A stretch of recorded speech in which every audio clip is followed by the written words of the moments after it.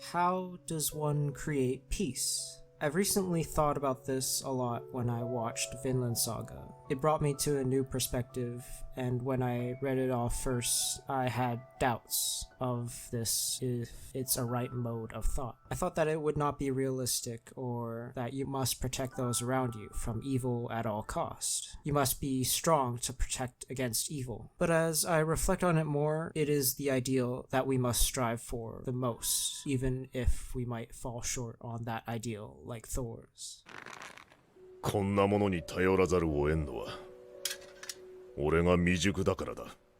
However, we don't go on a massive week-long trip across the ocean to pillage and kill innocents, but we hold resentment, hatred, and spite. We have enemies and people we dislike and have issues with, to talk behind their backs or even confront them directly. Thorfinn's childhood was exactly through that lens, a black and white perspective, a biased one. Askeladd was the evil that I must kill. It doesn't matter what happens to anyone else as long as I defeat this evil. However, revenge is for your own comfort that can't satisfy dead men.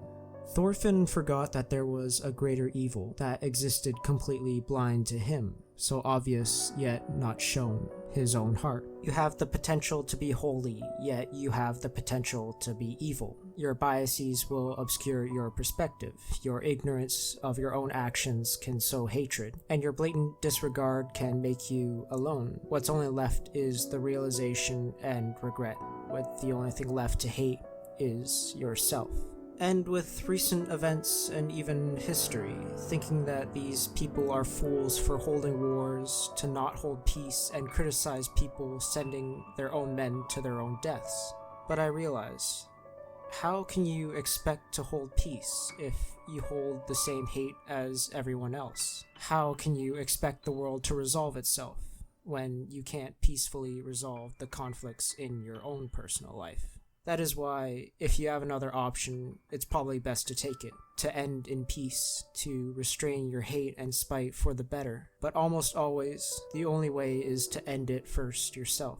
As much as it hurts your ego, it shows that you've grown as an adult and as a person. It shows that you can be reliant as a person that won't hold grudges or backstab, and maybe connect to the ones in a way your stubbornness couldn't. That remedy for peace must be at the expense of something that you hold at great value, your ego. But your ego is still important. It's not like it's entirely terrible, yet quite the opposite. It's vital. I can explain this to you in breaking down the soul and body of the ego. You have the ego because it helps you to achieve, to stand up for yourself, to take care of yourself, to love yourself.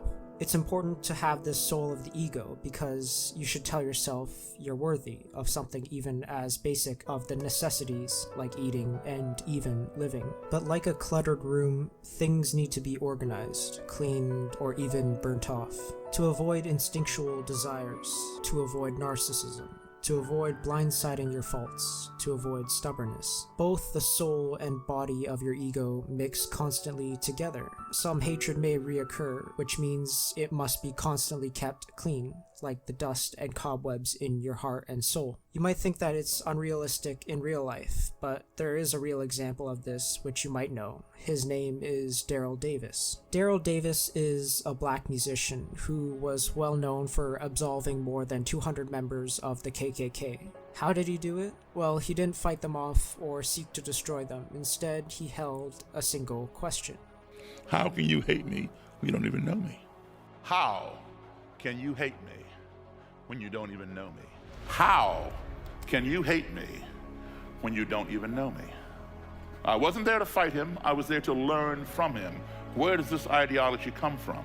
To answer this question, he talked to a lot of members of the clan and bonded with them, being extremely close friends, going to each other's house, introducing each other to different friends, and going to clan rallies. All this started with music, which he was approached by a clan member saying he actually enjoyed his playing. And that's the kind of thing here. Even if they might stand for a reprehensible evil idea, they're still human. I will follow right man to hell and back, because I believe in what he stands for and he believes in what I stand for. A lot of times we don't agree with everything, but at least he respects me to sit down and listen to me. And I'll respect him to sit down and listen to him. Every human is with their needs and wants, their sorrows and struggles, children and family, love and hate, many waiting to be respected and listened to.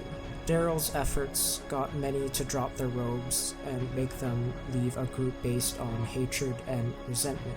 All because some foreign entity of which we were ignorant entered into our little comfort zone. We all became fearful and accusatory of one another. To become like Davis, we have to become a warrior, a true warrior. A true warrior doesn't need a sword. A line so paradoxical in nature yet holds so much truth. A normal warrior goes out to fight for his family, picks up a sword to fight for a cause and his people, to go out there and kill to protect his family and people. But the truest and strongest warrior goes to end the war, a peace no sword can conquer, to make peace and protect everyone. Because everyone deserves to be protected. There is no one you need to hurt. No one in this world is your enemy. You have no enemies. That is a true warrior. Someone who doesn't hurt anyone but doesn't run away. And that is what it takes to be a true warrior. Courage. Courage to take time to respect and listen to someone. Courage to absolve your ego. Courage to make yourself vulnerable, not just physically but mentally.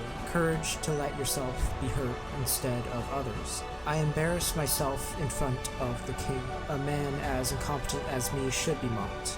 And yet I didn't have the courage to bear the shame. Many who listen to this message will once again fall on the side of hatred and hurtfulness, but it's this point where you do have the time to reflect and make amends. It may take a long time, but I trust that you can make things right. In time, you can build courage, even if that would be months, years, or even decades. But you will grow to absolve your ego, build courage, and become a true warrior.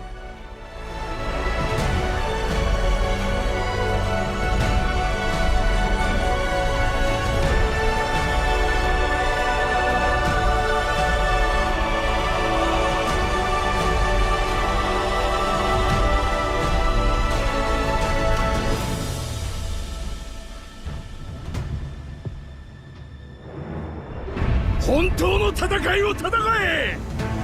本当の戦士になれ。トルウィ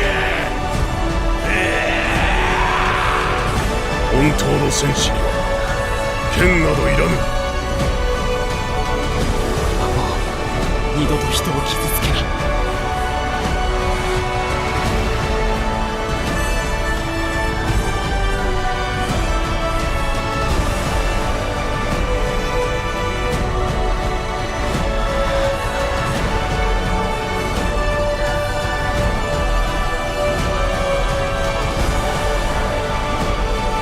お前に敵などいない。誰にも敵などいないんだ。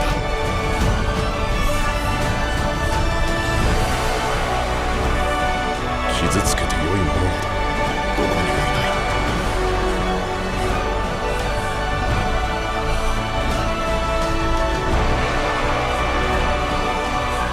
果物が実り草原波打つ新天地。わしはその地に名をつけた。